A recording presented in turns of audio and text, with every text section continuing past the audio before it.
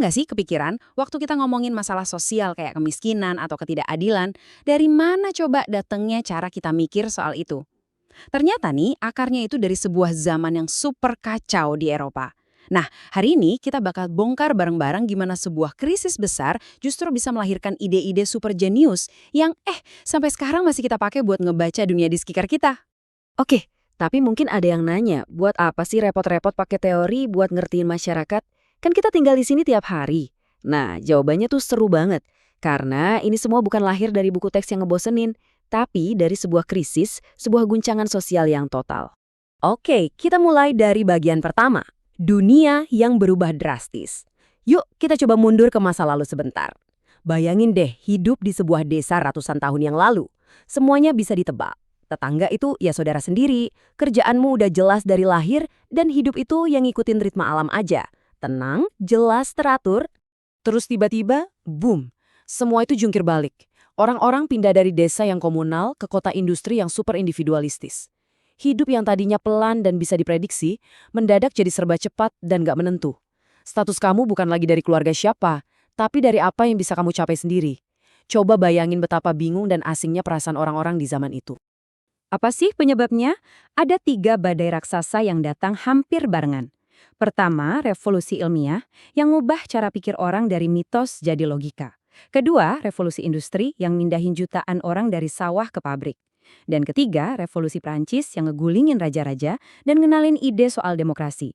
Nah, kombinasi ketiganya ini menciptakan dunia baru yang penuh masalah. Kemiskinan merajalela di kota, konflik antar kelas, dan banyak orang kehilangan pegangan hidup. Nah, disinilah masalah utamanya. Dunia lama udah runtuh, tapi dunia baru ini datang tanpa peta, tanpa buku panduan, tanpa Google Maps. Semua orang bingung, gimana caranya kita bisa ngertiin semua kekacauan ini?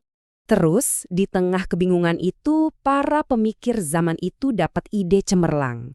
Mereka mikir, tunggu dulu.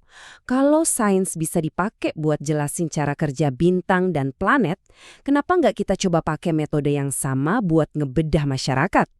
Nah, ini dia momen ahanya, yang akhirnya melahirkan sebuah ilmu baru, sosiologi.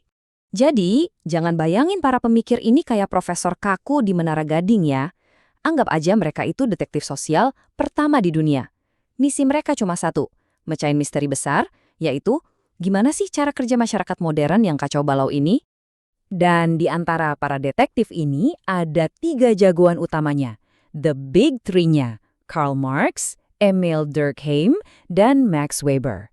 Masing-masing punya cara investigasi yang unik banget buat menyelidiki TKP alias tempat kejadian perkara dari masyarakat modern ini. Cara paling gampang buat ngertiin mereka tuh gini. Bayangin aja, setiap pemikir ini ngasih kita satu kacamata khusus buat nganalisis. Kalau kita pakai kacamata yang beda, masalah yang kita lihat bakal kelihatan beda banget. Penasaran kan?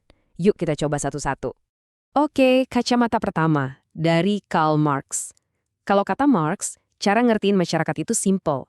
Lihat aja siapa yang punya modal dan siapa yang cuma punya tenaga. Intinya, semua ini soal pertarungan, soal konflik. Jadi, kalau kita pakai kacamata Marx, dunia ini langsung kelihatan terbelah jadi 2 kubu yang saling berlawanan. Ada kaum borjuis, si pemilik pabrik dan modal, dan ada kaum proletar, yaitu para pekerja yang cuma punya tenaga. Buat Marx, sejarah manusia dari dulu sampai sekarang itu, ya isinya cuma cerita pertarungan tanpa henti antara 2 kelas ini. Oke, lepas kacamata Marx, sekarang kita ganti ke kacamatanya Emil Durkheim. Nah, kalau Durkheim ini beda lagi galaunya. Dia lihat semua ikatan tradisional di masyarakat ancur, terus dia khawatir dan bertanya, kalau semua udah ancur begini, apa dong lem sosial yang bisa nyatuin kita lagi, biar masyarakat ini nggak pecah berkeping-keping? Kacamata Durkheim bikin kita fokus nyari keteraturan. Dia nyari lem yang bikin masyarakat tetap solid. Konsep kuncinya itu fakta sosial. Apa itu? Gampangnya, itu aturan-aturan tak terlihat yang maksa kita buat patuh. Contohnya, rasa malu kalau kita nyerobot antrian. Itu kan nggak ada hukum tertulisnya, tapi kita ngerasa harus patuh. Nah, itulah yang dia sebut solidaritas sosial, perekat kebersamaan kita. Siap buat kacamata terakhir? Ini dari Max Weber. Dia ini kayak detektif yang fokusnya ke cara berpikir manusia modern. Weber ngelihat orang-orang zaman sekarang itu bertindak bukan lagi karena tradisi atau perasaan, tapi lebih karena hitung-hitungan, untung rugi, efisiensi, dan logika. Semuanya serba terukur, kayak mesin. Jadi, lewat kacamata Weber, kita bisa lihat gimana proses rasionalisasi ini merayap masuk ke semua bagian hidup kita. Munculnya birokrasi yang kaku, aturan yang ribet, fokus ke efisiensi di atas segalanya, itu semua gejalanya. Weber penasaran, apa sih makna dibalik semua tindakan kita yang serba kalkulatif ini? Oke, sekarang kita udah punya 3 kacamata super canggih. Keren kan? Tapi ada satu pertanyaan yang paling penting. Semua teori ini kan lahirnya dari kekacauan di Eropa. Pertanyaannya, apakah kacamata buatan Eropa ini cocok buat ngebaca masyarakat Indonesia yang ya jelas beda banget? Gini deh, kita pakai analogi lain. Anggap aja teori-teori ini kayak satu set perkakas atau toolkit yang canggih banget. Ada palu, obeng, kunci pas, lengkap. Tapi yang harus kita ingat, semua perkakas ini itu didesain dan ditempa di bengkel Eropa buat benerin mesin masyarakat Eropa di zaman itu. Nah, masalahnya bahan baku atau material masyarakat kita ini beda. Di barat, fondasinya mungkin individualisme. Kalau di Indonesia, kita punya gotong royong. Di sana, agama mungkin nggak terlalu dominan di ruang publik. Di sini, pengaruh agama kuat banget. Identitas mereka mungkin lebih ke kelas sosial, kita lebih beragam lagi dengan suku dan budaya. Jadi jelas kan, kita nggak bisa pakai alat yang sama dengan cara yang persis sama. Jadi apa intinya? Gini, toolkit dari para pemikir klasik ini luar biasa berguna, tapi kita nggak bisa naif dan asal copy paste aja.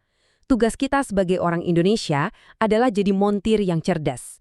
Kita harus bisa mengadaptasi, mengkritik, bahkan meracik ulang alat-alat ini supaya pas buat membongkar dan memahami mesin masyarakat kita sendiri yang unik ini.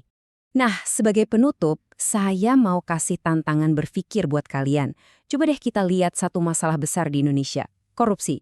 Kalau kalian pakai kacamata Marx, korupsi mungkin dilihat sebagai keserakahan kelas penguasa. Kalau pakai kacamata Durkheim, ini adalah gejala rusaknya moral dan nilai bersama bangsa. Kalau pakai kacamata Weber, ini bisa jadi akibat dari birokrasi yang nggak efisien dan impersonal. Nah, menurut kalian, kacamata mana yang paling pas buat kita mulai? Karena cara kita melihat masalah itu yang akan menentukan solusi seperti apa yang kita cari.